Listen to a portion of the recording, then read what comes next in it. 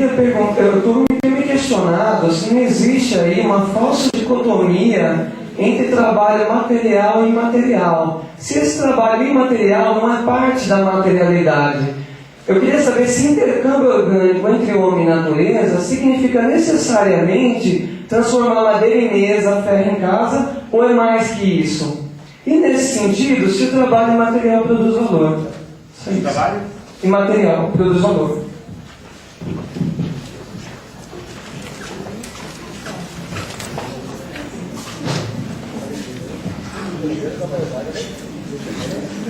Boa noite a todos, meu nome é Renan, eu sou professor da Universidade Estadual do Paraná, do campo de Paranavaí.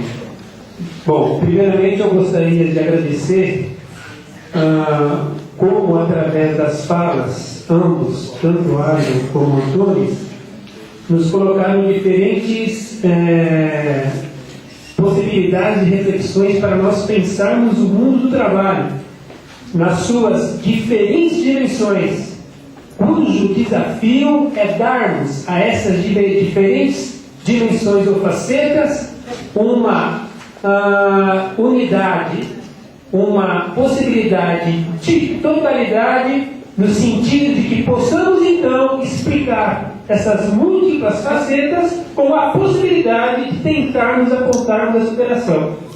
Eu gostaria então, a minha fala é super rápida para depois fazer uma breve hipótese para vocês comentarem, não é necessariamente uma pergunta. Eu diria que o mundo precário, o trabalho precário, o mundo do trabalho precário, ele está posto desde os desempregados até o operário flexível de uma montadora, por exemplo. Para justificar essa minha hipótese, eu vou ler rapidamente o que diz Viviane Forrester no seu livro O Homo Econômico às massas operárias desempregadas no que diz respeito à destituição daquilo que era fundamental e estava vinculado ao mundo do trabalho, a identidade operária. Diz ela em relação ao desempregado: ao drama das identidades precárias ou anuladas, ao drama mais vergonhoso. A vergonha porque cada um crê e é encorajado a crer-se dono falido do seu próprio destino, quando não passou de um número colocado pelo acaso em uma estatística. Não é o desemprego que é nefasto, mas o sofrimento que ele gera e que para muitos provém da sua inadequação àquilo que o define, aquilo que o termo desemprego projeta. Isso é analisando os desempregados. E eu vou agora reproduzir uma fala de um jovem operário da Mercedes-Benz, que ganha R$ 3.500 por mês, de 22 anos de idade, que tem carro, está comprando apartamento. Eu diria, seria um operário de classe média fruto do trabalho flexível.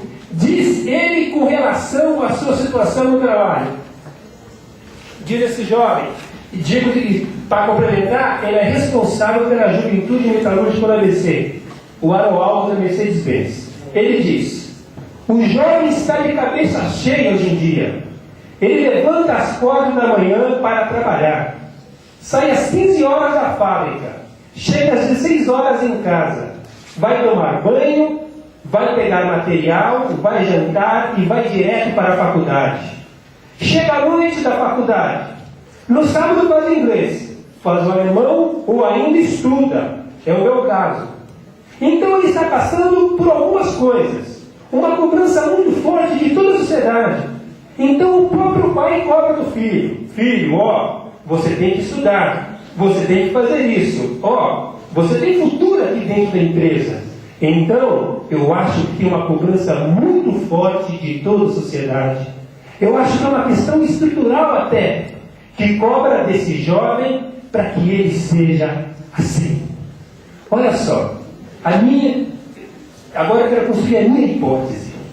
Para dar conta do mundo do trabalho, eu diria que partindo do Marx, o sindicalismo ele permite contrapontos. A ação sindical permite erguer barreiras, mas me parece que, historicamente, isso está em Marx. O sindicalismo é insuficiente para dar conta dessa problemática. Daí nós passamos a entender por que, então, no ABC, se criou uma nova de um neocorporativo sindical. Esse jovem, enquanto essa forma de pressão, ele tem contrato, ele tem direitos. E ele trabalha do lado de um operário precário que ganha um salário mínimo e meio e almoça marmita ou pouco outra dela.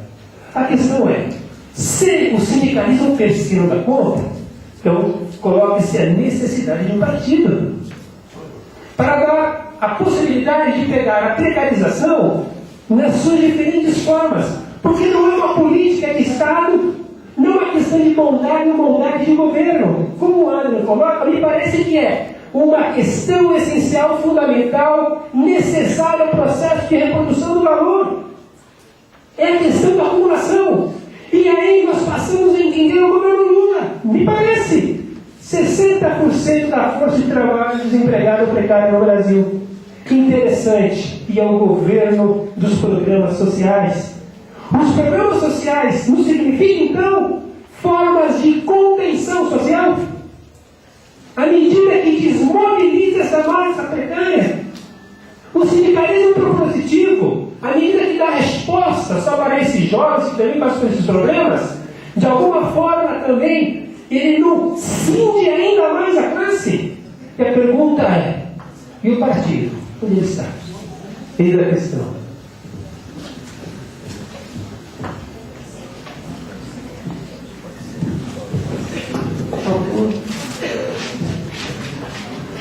Seja mais breve que o Renan.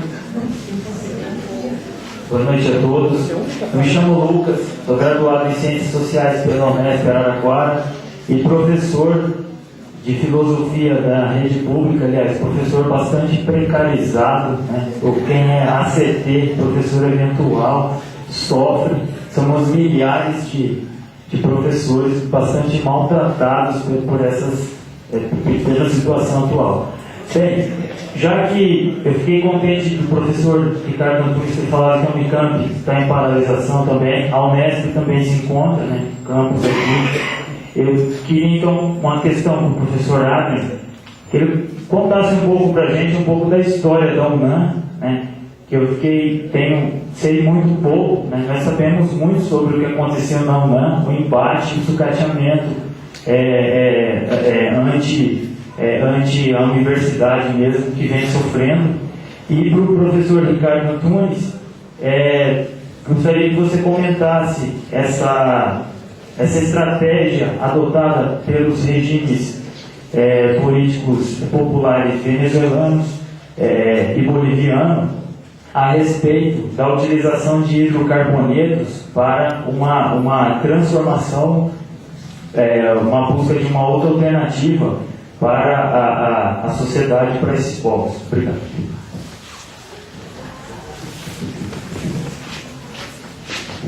Meu nome é Santiago, eu faço filosofia aqui, estou na graduação. Minha pergunta é para os dois professores. Como organizar os trabalhadores frente ao desemprego estrutural? Nessa fase de desenvolvimento do capitalismo, ter um trabalho, mesmo precarizado, é uma vantagem na sociedade. Então, ainda existe a possibilidade de organizar os trabalhadores para fazerem frente ao capital, já que o trabalho de um ser humano específico pode cada vez mais ser substituído por outro ser humano?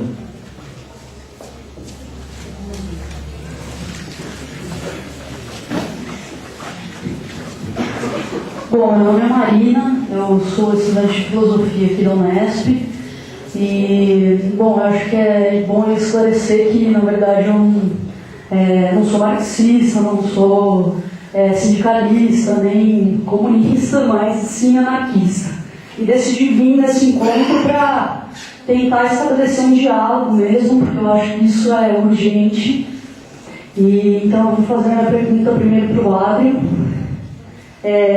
Você disse que Chiapas está sob a força de uma dominação, ou seja, sob um conflito enfim, que envolve uma relação de dominação, né?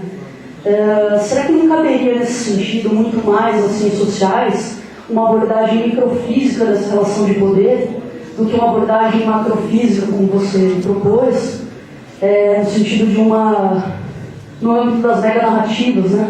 Porque eu, pelo menos como estudante de filosofia, penso que para as ciências sociais seria mais oportuno, talvez estrategicamente, assumir uma abordagem microfísica mesmo, principalmente sobre a questão da dominação, né? E porque eu vejo uma certa dificuldade em se concorrer com as meganarrativas da filosofia. Para o professor Ricardo Antunes, mais ou menos na linha do que o Santiago falou, você disse que o Habermas disse que o trabalho já não tem mais importância, né? Sim, eu entendi o seu raciocínio, talvez tenha a mesma importância, ou talvez seja uma proposta utópica do próprio Habermas, né? Não sei. Mas, nesse sentido, como que seria possível haver do ponto de vista de uma iniciante leitora de Marx, uma emancipação do trabalhador, ou seja, uma libertação daquilo que você disse, que Marx diz, que é o trabalho morto, né? Em meio a um reformismo pungente e uma acomodação da própria classe trabalhadora. Obrigada.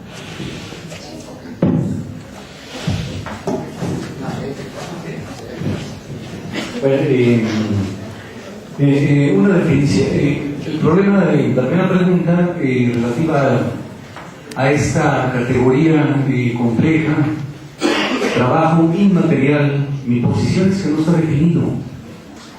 Sobre todo Negri y otros autores, Lazarato, por ejemplo, tiene un trabajo relativo a la hegemonía, dicen ellos, que ha alcanzado en la sociedad contemporánea el trabajo inmaterial. Yo, sin entrar en cuestiones más complejas, defino el trabajo inmaterial en una frase. Por trabajo inmaterial entendemos a los trabajadores que laboran ligados de manera directa o indirecta a Internet y cuyo objeto de trabajo es la manipulación del conocimiento y la información, generalmente a través de las computadoras.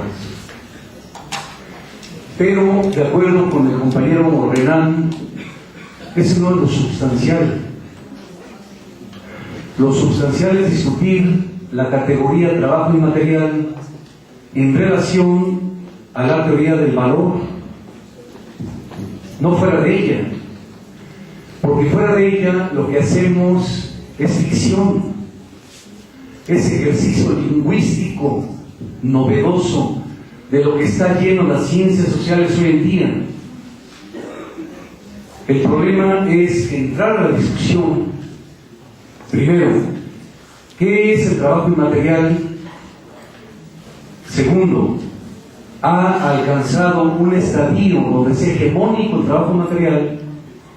¿Y qué relación tendría entonces esa proporción de trabajadores ligados al conocimiento y a la información, lo que Jeremy Rifkin denomina en su libro El fin del trabajo, el analista simbólico, o sea, el que genera símbolos? Entonces la pregunta que no responden, a mi juicio, ni Rifkin, ni Negri y Hart, ni Negri y Lazarato, tampoco no responde Manuel Castells en su último libro sobre la sociedad de red, no responden empíricamente y no demuestran, a mi juicio, la existencia de la hegemonía del trabajo inmaterial como núcleo duro de la reproducción del capitalismo en su conjunto. Hay evidencias en contrario.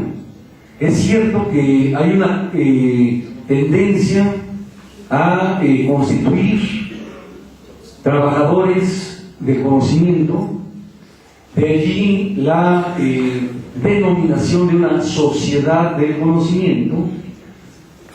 Daniel Bell, sociólogo norteamericano, escribió un libro que se llama El advenimiento de la sociedad postindustrial.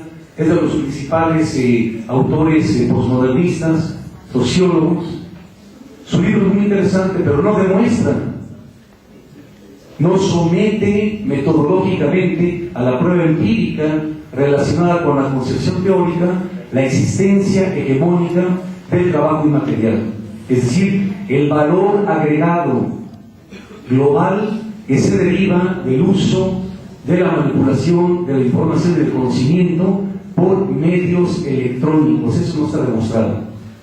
Y James Petras, en un libro que acaba de salir en 2006 en México, en siglo XXI, un libro muy interesante que se llama, que discute los problemas de imperio con imperialismo, es el título de este texto, no sé, me parece que no está todavía en portugués. James Petras, con datos, con método, con paradigmas, con indicadores estadísticos, demuestra que hoy en día, en el nivel promedio, la proporción de las nuevas tecnologías derivadas de la electrónica, de la microelectrónica, es menor respecto al producto global creado en la década de los 90 y hasta la fecha en escala mundial. Es decir, la comunicación del compañero que preguntó sobre trabajo inmaterial tiene razón, es legítima su preocupación, porque confunden más que definen, porque los autores no bajan, no concretan, digamos, un concepto abstracto en niveles empíricos concretos para dar los elementos que nos lleven a demostrar que hoy el capitalismo es informático. Esa es la palabra que utilizan algunos autores.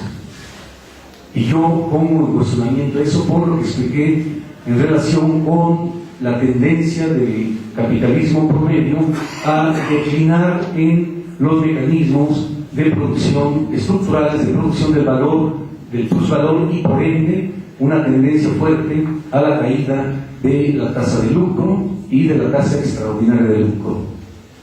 En relación con la segunda cuestión, que me parece que es fundamental, efectivamente es que la precarización del trabajo genera, en primer lugar, lo que tenemos que discutir desde el mundo del trabajo, desde la academia, desde las ciencias sociales, articulado a los tres niveles, es la siguiente pregunta. Estos fenómenos, los cuales refirió perfectamente bien Ricardo Antunes, hablo en voz alta, estos fenómenos que sintetizamos en la fórmula cambio en la morfología del mundo del trabajo, ¿cambia la forma global de producción? ¿Sí o no? Es la pregunta que tenemos que hacer.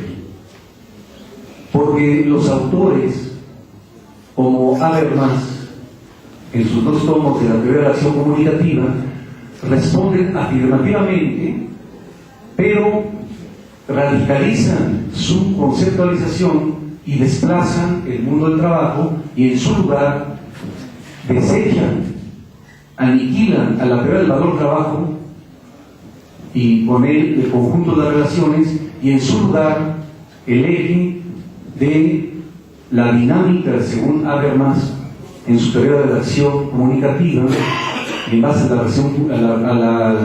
crítica de la razón funcionalista.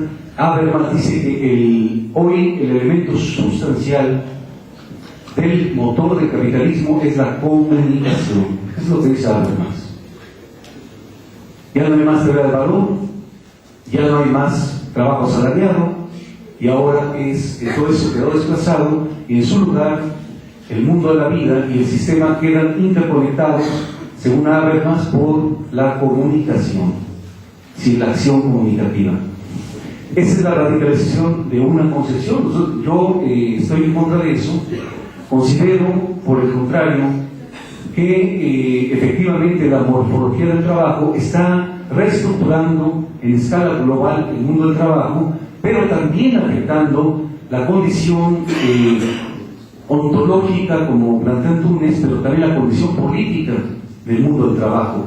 Entonces yo creo que entramos en un ciclo muy fuerte desde la década de los 80 en escala mundial, en los 90 se profundizó este ciclo de fragmentación de la clase obrera y del mundo del trabajo en escala global, pero la hipótesis es que comienza, y lo estamos mirando en las luchas sociales en Europa en estos momentos, un proceso de recuperación no solo de la lucha para revertir la negatividad de las políticas públicas y las políticas del capital contra el mundo del trabajo, sino para comenzar a constituir los elementos organizativos que permitan, en conjunción con los movimientos de las demás clases, digamos, sociales y las fracciones de clase y de los movimientos sociales, que permitan una reconstitución, primero, para convertir la lucha de una lucha defensiva en una lucha de resistencia y luego avanzar hacia la constitución de una nueva forma organizativa que plantee ya los términos de la ofensiva. Es decir, 3 niveles. Me parece que eso se está viendo de una manera todavía muy lenta, muy heterogénea, ¿verdad? Pero me parece que la crisis está tocando, como decimos, fondo, y comienza el proceso lento, primero dentro de la propia configuración del sindicalismo mundial que está en crisis. En México, por ejemplo, en estos momentos tenemos una crisis del sindicalismo corporativo mexicano en sus núcleos duros, basados en la presencia del Estado a través de las corporaciones sindicales, de las confederaciones sectoriales, de las federaciones, está en crisis. Y hay un impasse donde no se puede resolver, en el sentido de reconstituir una suerte de neocorporativismo que permitiera reconstituir para los de arriba, para el capital, para el Estado, esas formas novedosas de dominación. Entonces creo que aquí, si comparáramos, por ejemplo, el sindicalismo en México con otros puntos, en Europa, por ejemplo, o en Brasil, habría en esos momentos diferencias muy importantes. Pero en síntesis, yo creo que debe haber una articulación muy fuerte entre los profundos cambios estructurales en el mundo del trabajo y las formas organizativas. En relación con la UNAM, bueno, la universidad, rápidamente, porque es un tema extremadamente complejo, nosotros participamos en la huelga estudiantil universitaria que estalló en el mes de abril de 1999 y fue rota por el ejército, la intervención del ejército, el 6 de febrero del siguiente año, del 2000. Entonces, una huelga con fechamiento de instalaciones de 10 meses. Una universidad pública, la UNAM, que tiene 260,000 estudiantes, tiene 29,000 profesores. Ojo, de los 29,000 profesores, solo el 15% es no precario, los demás, el 85% es a contrato, son interinos y pueden ser removidos en cualquier momento. Y existen 27,000 funcionarios, 27,000 trabajadores. La UNAM tiene un núcleo en la Ciudad de México, pero tiene campus en la periferia de la Ciudad de México, fuera de la propia Ciudad de México, en otros estados, e incluso tiene campus en Estados Unidos, campus de la UNAM. Es un monstruo. Todo eso fue paralizado por una huelga contra los intentos de privatización de la educación pública y gratuita de nuestro país, que por cierto, la gratuidad y el derecho a la educación está consagrada en la fracción 7ª del artículo 3º de la Constitución Política de México. ¿Y cómo lo querían hacer? Simplemente para redondear esta idea, un mecanismo muy sencillo, a partir de la imposición de cuotas. El gobierno tiene la obligación constitucional, el Estado, perdón, más que el gobierno, el Estado, la obligación constitucional de subsidiar a la educación.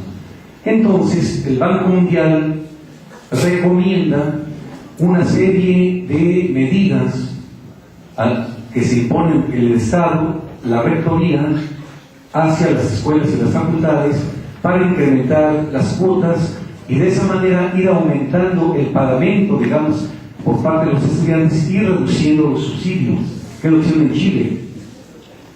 De tal manera que si ahorita, por ejemplo, en estos momentos, la Universidad Pública Mexicana, el gobierno otorga 98% de subsidio y solo 2% de otras fuentes, a lo largo, si no hubiera habido la huelga y la lucha estudiantil, hoy en día las cuotas estarían 70% de pago por parte de los estudiantes y las familias y 30% de los subsidios.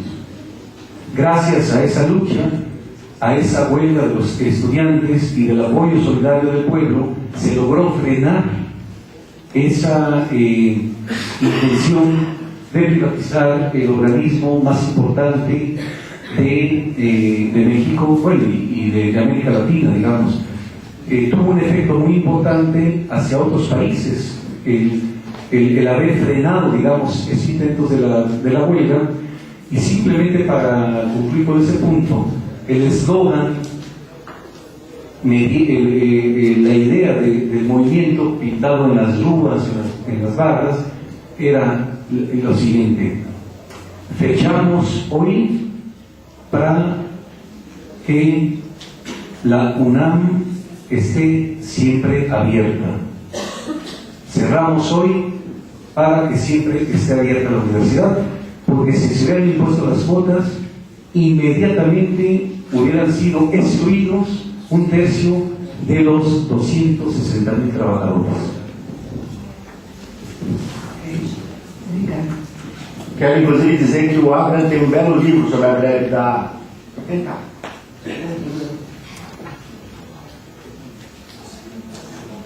Eu acho que eu errei a grafia do nome dele, mas ela vai. Tá bom. O Abraham tem belo livro sobre a greve da UNAM. Né? Tomara que a gente consiga, entre outras coisas, ver a forma de torná-lo mais acessível. Né? Vocês imaginem a importância que essa greve teve, né? Tratada como uma greve derrotada, e nós estamos vendo aqui o depoimento. Se não fosse isso, o processo de privatização e de desestruturação da universidade, né, teria sido muito mais intenso. Eu vou então pegar as questões e vou inclusive utilizar de muito do que o Adrian já falou para não ter que repetir. A primeira é exatamente com relação à questão do trabalho imaterial. Cadê o colega que fez a questão? Estou de pleno acordo, quer dizer, não podemos tratar de modo dicotômico. Por isso eu tentei falar, trabalho imaterial. Ele se concretiza no trabalho material na medida em que ele é dispêndio prevalente de energia, digamos assim, cerebral. E na minha cabeça, por isso eu citei o capítulo inédito, para o Marx é muito claro. É uma dimensão do trabalho, tá certo? Dentro do trabalho coletivo. E 2, esse é o segundo ponto, é muito interessante. O Marx dizia que o trabalho não material, né, ele era, naquela época, isolado, portanto tinha pouca importância, e se referia a formas transitórias. Ele dizia, está muito mais dentro da subsunção formal do que da subsunção real. A nossa grande interrogação, enquanto marxistas, é em que medida isto se mantém ou ela ganhou mais corpo. Portanto, ela não cria valor, ela agrega valor no conjunto do trabalho social. Se alguém perguntar, e como mensura isso? Primeiro, eu acho que a teoria do valor não foi feita ao modo positivista para ser mensurado. Segundo, a mensuração é dada pelo tempo social médio de trabalho. Então, esta é a chave. Eu acho que essa questão é importante, porque não pode ser que quem faz o fetiche e o culto do trabalho material é o Negri e o Lazzarato, como lembrou muito bem aqui o Ana. Tá certo? E eu também penso que a gente não pode tratar isso como coisas distantes. Tá? E muito menos imaginar que o mundo hoje é o mundo do trabalho imaterial. Né? Que isso é de um eurocentrismo ilimitado, entende? A segunda questão do Renan, né, foi mais uma consideração, não é, Renan? Quer dizer, eu concordo com você, o sindicalismo ele é limitado. O Gramsci, mais até do que o Marx, foi muito duro na constatação de que o sindicalismo é uma luta dentro do sistema. O Marx também dizia, o sindicalismo é uma guerra dentro, né, do modo de regulação. É preciso transcender. O partido era, visivelmente, no século XVIII e XIX, um organismo capaz dessa transcendência. No meu entender, não, a questão é que do século XX foi um século muito duro para a comparação aos partidos. Eles se polarizaram entre o velho esquema do Partido Comunista de tipo soviético pós-estalinização, a vanguarda que decide tudo e empurra para a massa o que fazer, ou a variante social-democrática. Por isso eu perguntava positivamente, o que é ser um partido político distinto hoje? Mas talvez tenhamos uma diferença, se não for diferença me permite explicitar, eu não penso que o sindicalismo seja irrelevante para a classe trabalhadora. Eu penso que ele é fundamental, como um órgão defensivo. Porque sem o sindicalismo, tá certo? Quer dizer, a gente não estaria, a gente perderia uma ferramenta. Agora, é evidente que ele é uma ferramenta de defesa, que pode ser uma ferramenta também de ataque, na medida em que ele toca em questões radicais. Por isso que eu hoje fujo assim, qual é o mais importante? Eu não considero essa pergunta, ontologicamente falando, relevante. Eu acho que o mais importante são os organismos capazes de exercitar a luta radical. Pode ser de um partido, pode ser de um sindicato e pode ser dos movimentos sociais. E é muito importante que nós não caiamos, isso o Mesaros enfatiza muito, né, essa tese, e eu lá no meu Rebeldia do Trabalho, que é de 86, eu colocava isso, 20 anos atrás. Né? O sindicato é concebido para fazer luta sindical, o partido para fazer luta política. Essa divisão é antimarxista. O Marx colocava que o fundamental é uma luta sindical e trabalhista tornar-se uma luta política radical. Então eu te diria, Renan, que no meu entendimento, o partido hoje, o sindicato hoje e os movimentos sociais hoje são importantes se fizerem política radical. Então o sindicato tem que fazer as duas lutas, os partidos também. E não entrar na disjunção. Um faz luta sindical, outro faz luta política. Isso é que o capital quer. Né? Acho que você tem razão em colocar que os sindicatos estão desafiados a pensar numa questão não só do gênero, a mulher trabalhadora, mas na questão geracional. A Toyota, por exemplo, em Campinas, na região de Campinas, só contrata jovens com 20 a 22 anos. Na cabeça dos japoneses da Toyota, diretores da Toyota, é o jovem que não tem experiência sindical, não tem experiência política, não tem experiência taylorista, não tem experiência fordista e está no ápice da sua virilidade para poder crescer com a empresa. Qual é a política dos sindicatos, dos partidos, dos movimentos sociais para a juventude trabalhadora? Para que o sindicalismo não seja a expressão dos velhos, entre parentes, trabalhadores e trabalhadoras, ou aposentados, e o jovem à margem. O Sindicato de Campinas, por exemplo, tem um exercício muito interessante nesse sentido. Ele entra na base do sindicato, entende? Mas é uma guerra. Estou de acordo com você, então não vou me permitir não responder. O sindicalismo propositivo é falido. A falência maior dele é o caso que hoje o ministro do Trabalho, tá certo? É o antigo presidente da CUT. E CUT hoje se pudesse dizer uma palavra provocativa, é um ponto que está completamente atrelada à CUT dominante, à política do governo Lula. Isso é evidente, tá certo? Porque a CUT, durante todo o período do governo Lula, nas questões cruciais, ela sempre esteve a favor do governo. E quando ela diz, não, estou com vocês, é no verbo. A CUT saiu, a CUT está fazendo bastante 1º de maio, com uma dupla de cancioneiros, está financiada por... Quando o 1º de maio passa a ser financiado por empresas transnacionais, é porque alguma coisa vai mal, tá certo? No reino, que não é da Dinamarca, entende? Então aí, o sindicalismo propositivo está numa crise profunda. Não é? O sindicalismo em geral vivenciou uma crise, a esquerda também. É preciso ter claro, a crise atingiu a esquerda, os movimentos... Só que eles diziam que eles tinham a chave do ouro. E a chave do ouro não os levou ao paraíso. E se levou ao paraíso, aí a brincadeira foi pela lei do mensalão. Não esqueçam que Delúbio Soares foi durante uma década quase tesoureiro da CUT. Nunca se esqueçam disso. Tá? A coisa começa lá, tá certo? E depois chega aqui. Né? Isso mostrando, para falar das deformações que a CUT sofreu. Eu também digo isso com tristeza, eu não digo isso. Eu fui no congresso de fundação, eu fui em quase todos os congressos da CUT. E não ia como professor lá que ficava sentadão olhando, não. Ia lá como delegado, votava, participava, me posicionava, entendeu? Mas é triste perceber a trajetória da CUT. As causas disso nós teremos que aprofundar, mas uma que é pouco tratada, né, e que eu sempre menciono, assim, a CUT fez durante 20 anos muitos convênios com a social-democracia sindical europeia. O dinheiro que vem de lá, tá certo? Não é um dinheiro meu, entende? Tem uma contrapartida. E essa contrapartida fez com que a CUT chegasse ao padrão do sindicalismo europeu social-democrata. Mas esse é um avanço ou é um atraso? Essa é a questão. Né? A terceira questão do Lucas, né? Também é uma questão difícil. Cadê o Lucas, hein?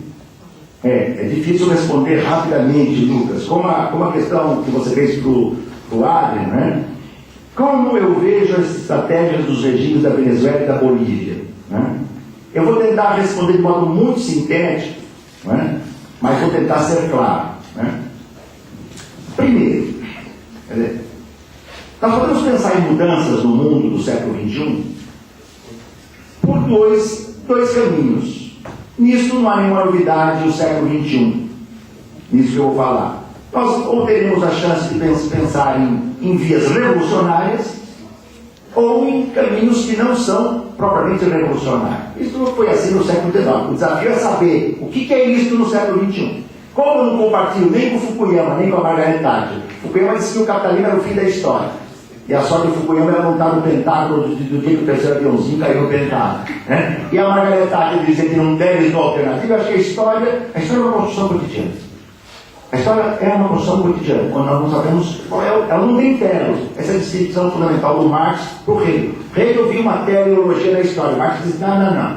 Teleologia da história não existe. Teleologia existe no trabalho. Na história, não. A história é uma construção. E cabe fazer aposta. E o Marx fez a sua aposta. Tá certo? Certamente ele fez. Então, podemos dizer, a sua aposta do Marx errou no século XIX e no século XX. Ele errou na aposta, ele não ganhou a aposta, ele perdeu. As revoluções foram derrotadas. Da primeira e mais simbolicamente, talvez mais majestosa, que foi a Comuna de Paris, às últimas. Mas seria um equívoco enorme, né? A lá Fukuyama ou Thatcher, dizer que olha, esse caminho acabou. Eu acho que o século XXI abre. Pensar o que é a revolução do século XXI é um desafio. Muito bem. Mas é evidente que nós vivemos esses últimos 3 décadas o que o nosso querido Ottaviani chamaria, né, nos seus melhores momentos, no Otávio, que é uma figura, pessoalmente falando, e como sociólogo encantador, dizia, nós vivemos um ciclo de contra-revolução burguesa em escala mundial. Foi uma contra-revolução burguesa, tá certo? Que, digamos assim, empurrou a classe operária, a classe trabalhadora, a esquerda, né, e fustigou até onde foi. E o estrago não foi pequeno. Né? Então, digamos assim, esta contra-revolução fez com que o neoliberalismo entrasse, ele foi avassalador. Eu acho que o mais profundo do neoliberalismo, vamos chamar de neoliberalismo a falta de um outro nome, eu acho que esse até é bom, né? E a gente entende o que está falando. A forma o que eu vejo como mais negativo do neoliberalismo, onde ele foi mais vitorioso, nisso eu acho que o neoliberalismo foi vitorioso e nós vamos ter que fazer um esforço danado para desmontar essa vitória neoliberal, foi impregnado. Cada um de nós, dos sujeitos, das subjetividades, né, a ideia do individualismo possessivo. E o que é pior? O individualismo possessivo impregnado para quem é despossuído até da posse e da propriedade da força de trabalho, porque muitos trabalhadores ou trabalhadoras hoje não podem mais vender. Eles têm a posse do seu trabalho, mas não tem para quem vender, porque o capital não quer comprar. Né? Nós vimos aqui o vídeo de Chiapas. Quer dizer, Fernando Henrique resumiu isso rápido. 30 milhões de brasileiros são os inempregáveis. Esse é o lixão da história. É assim que o Fernando Henrique fez, tá certo? E o Lula foi mais generoso, dá sopa, sabe? Dá sopa, ele pega às 6 da tarde e tem a sopa para esse povo todo, entendeu? É isso que esse governo fez. Ele não tocou numa questão estrutural, nenhuma questão estrutural. Né? É triste dizer isso, né? Mas é isso que aconteceu. Então, alguém falou aqui dos programas sociais, é isso, é a sopa, tá certo? 50, 60 Bolsa Família, para atingir 8 milhões, né? Quando reforma agrária, não teve. Proibição dos transgênicos, não teve. Erradicação da superexploração do trabalho, salário mínimo interno, não teve. Travagem da sucção do dinheiro para dívida interna e externa, não teve. Ao contrário, o Brasil é o exemplo mais bem sucedido. O FMI, se tiver que indicar alguma política econômica, ele precisa do Brasil. Só que agora nós vimos a turbulência ontem, né? Viram a turbulência ontem? Então, o Brasil já não sabe, é evidente. Só que a sorte do governo Lula é que a sua política econômica nefasta e destrutiva conviveu quase 4 anos com, como se diz nós vamos de avião hoje, né? Céu de brigadeiro, entende? Não houve uma turbulência internacional no governo Lula. Porque numa primeira turbulência para valer, isso aqui vai de rondão. Tá certo? Evidentemente, isso aqui é o paraíso dos capitais volados. Né? Então, nesse sentido, alguns governos exercitam o que seria um governo reformista hoje, mas no sentido verdadeiro do termo. Veja bem, quando Chaves proibiu e impediu a privatização da PDVSA, que é a empresa venezuelana de petróleo, ele tomou uma medida crucial. Ele disse: esta é a riqueza maior que a Venezuela tem, os Estados Unidos e a oligarquia nefasta da Venezuela não vão se apoderar disso. Sofreu um golpe, sofreu um lockout e ganhou um plebiscito. Você vê que o governo Chaves, eu não posso me demorar muito nisso, ele é uma espécie de, olha a expressão, de uma institucionalidade revolucionária, ou de uma revolução institucional, mas é uma contradição. Uma revolução institucional, uma institucionalidade revolucionária são contradições, ele vive essa contradição. E eu penso que o governo Chaves tem consciência. Eu li recentemente, fui 2 vezes à Venezuela, sabe o que eles estão discutindo lá? Como é que se chama mesmo? Lucas. O governo venezuelano botou como tema fundamental do seu governo o socialismo do século XXI. Para fazer só um paralelo, o Frei Beto, que todo mundo sabe a amizade que o liga ao Lula, disse que nos 2 anos e meio que ficou no governo, está lá no Mosca Azul. Eu li essa entrevista, porque eu não li o livro. Nos 2 anos e meio que ele ficou no Palácio do Planalto, ao lado do governo Lula, ele disse que não ouviu nenhuma vez a palavra socialismo. Nem em petit comité o pessoal fala mais, olha o socialismo. Entendeu? Que isso, o Lula está morto, mas o Lula é outro. É outro. Então isso dá diferença.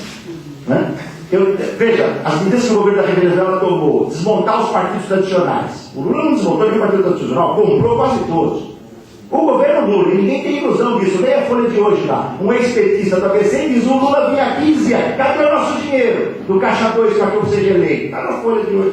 É um ex-petista que fala. Ninguém vai inventar uma brincadeira dessa, aliás, porque todo mundo sabe que isso é verdade. Qualquer pessoa que andou perto do PT sabe que era assim que funcionava mesmo. Tá certo? E poucos eram os petistas que não aceitavam isso. Sabe o que não aceitou isso? Foi o Toninho, de Campinas. E o que aconteceu com ele? Ele foi assassinado. Ele não aceitou. Tá certo? Ele contava, eu fui convidado por ele para ser secretário de educação do governo dele, que me honrou muito. Eu não aceitei. Tá certo? Mas me honrou muito o convite que ele fez.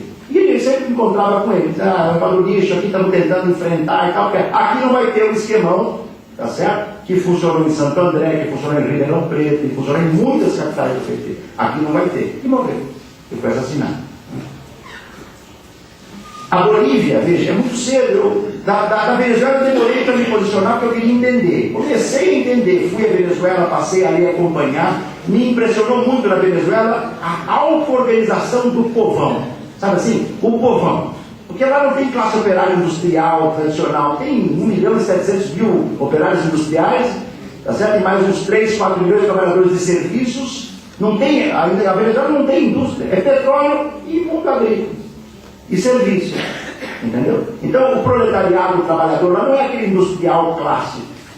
Mas você vê uma auto-organização popular de cima a baixo na Venezuela. E o Estado, que isso aqui é surpreendente, é importante para ficar dentro. O Estado é um ente político auxiliar e não desestruturador. É evidente, como foi dito aqui, que o governo Lula não fez outra coisa senão desestruturar, tá certo? Os movimentos populares no Brasil. Para eles é a política. Qual foi a política com relação ao MST? Para eles é isso. Reforma agrária estrutural para valer? Nenhuma. Né? O próprio MST, que foi lulista até ontem, dizia: é pior que o Fernando Henrique. Menos. O que o Lula fez? Fez a política inteligente de quem está do outro lado. Abriu a torneira para sustentar o MST, que precisa de recursos para manter 1 milhão. Né? É muito fácil eu falar assim: pau no governo Lula. Agora eles têm 1 milhão para sustentar, eles têm que ir. Né? A lógica é diferente. Eu não estou defendendo. Eu estou tentando compreender. E compreendo que falar por 1 milhão, se eu falasse por 1 milhão, eu não falaria a metade do que eu falei aqui agora. Mas é evidente, porque esse 1 milhão tem que comer. Tá certo? E o Lula fez o quê? Abriu a torneira. Cada vez que o MST ameaçava avançar, mais torneira. Mas nada de reforma agrária. Nem na superfície. Tá certo? Então, nesse capítulo é evidente a diferença. O que fez o governo Evo Morales? A imprensa mais justa diz que foi a primeira medida de esquerda tomada na América Latina depois de 59. É uma medida de esquerda.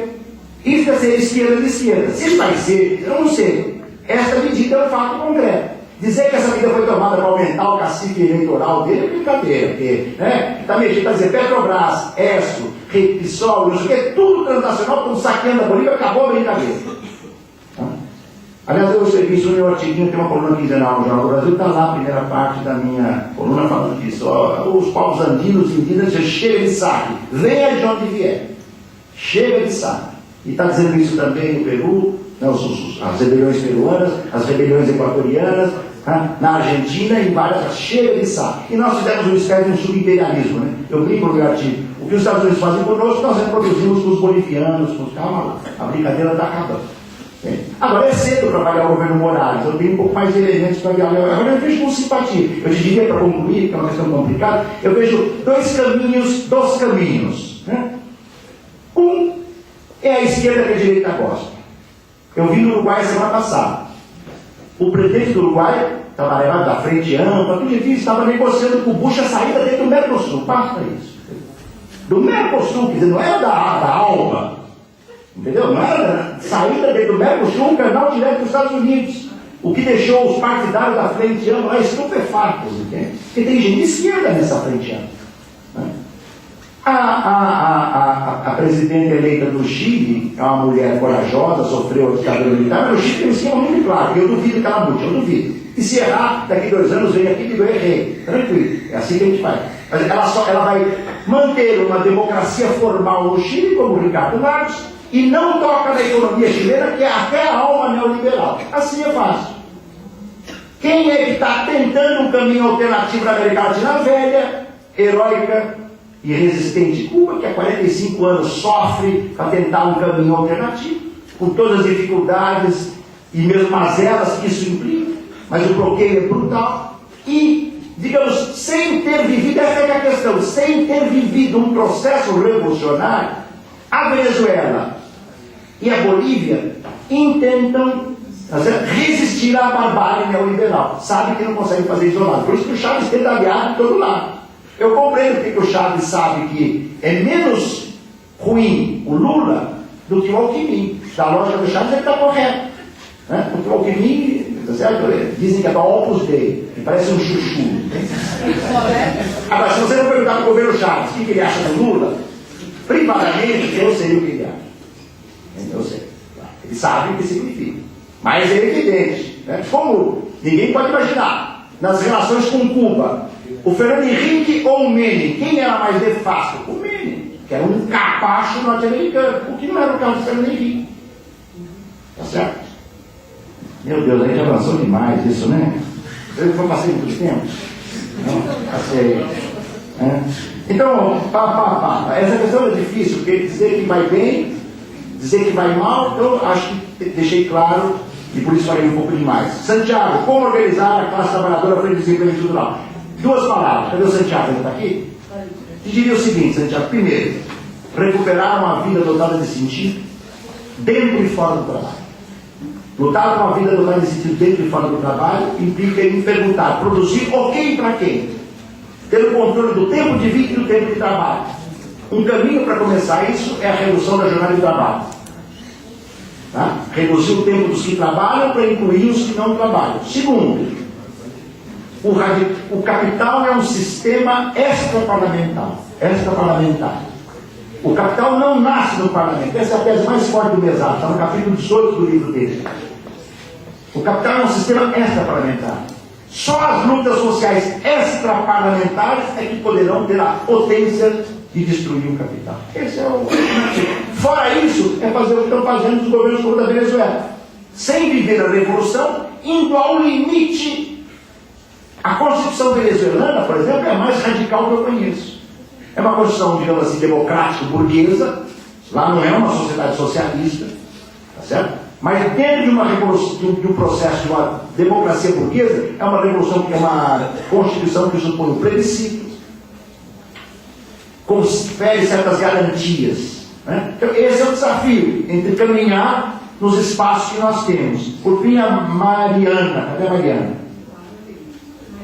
Marina? Marina está fumando? Ô Marina! Foi embora?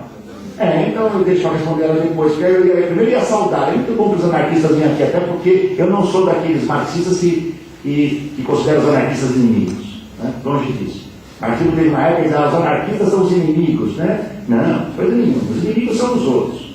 As nossas diferenças são razoáveis, mas seria bom que o marxismo fosse mais generoso com o anarquismo e que o anarquismo fosse também mais generoso com o marxismo. Né? Porque se o século XXI nos trouxer alguma felicidade, vai ser um pouco da história do passado e do presente, do movimento marxista, dos comunistas, dos socialistas anticapitalistas e do movimento anarquista, tá certo? Que tem história.